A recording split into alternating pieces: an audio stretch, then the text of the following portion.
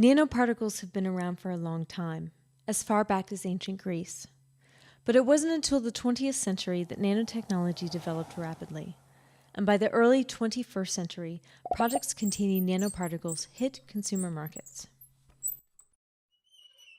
These tiny particles make possible products like socks that don't smell, tennis rackets and baseball bats that deliver a harder hit, and antibacterial baby products. By manipulating the molecular size of particles such as carbon, scientists are able to alter their properties and produce an array of particles that measure less than 1/100,000th of the width of a human hair. While these microscopic particles are enhancing consumer products and leading to scientific advances, little is being done to ensure their safe and appropriate use. Consumer products such as sunscreen are of particular concern.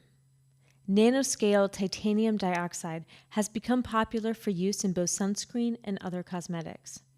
However, contact with the skin may allow for absorption of nanoparticles into the bloodstream. Health risks are uncertain, but there is considerable evidence that titanium dioxide and other nanoparticles may be a contributing factor to several diseases and conditions. These particles must be processed by the body and create unnecessary stress, called oxidative stress. Oxidation is the body's natural means of releasing oxygen from elements. Oxidative stress occurs when particles contain an extra electron, creating a free radical in the body. During this process, an electron detaches from the molecule, creating a free radical.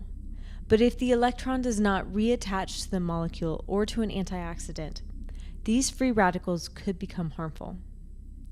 This process, called oxidative stress, can cause a mutation of the cell, which can lead to cancers and other conditions. Speculation abounds regarding the increase of free radicals due to nanoparticle exposure and the unnecessary oxidative stress for which they may be responsible.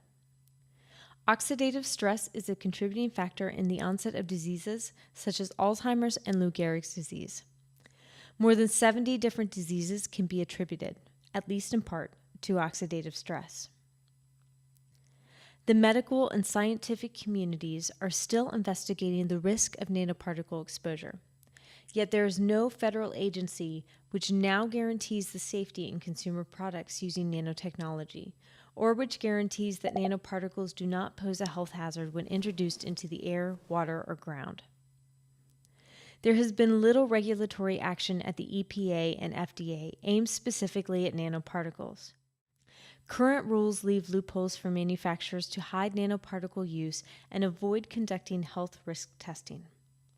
Some companies, according to the U.S. Chamber of Commerce, are not even aware that suppliers are giving them materials containing nanoparticles.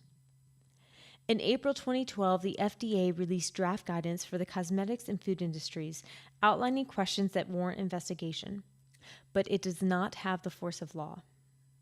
In 2008, the EPA assembled a committee to examine the potential risks to humans and the environment. The agency has since started putting minor regulations in place, but most nanomaterials remain untested and unreviewed by the EPA or other government agencies.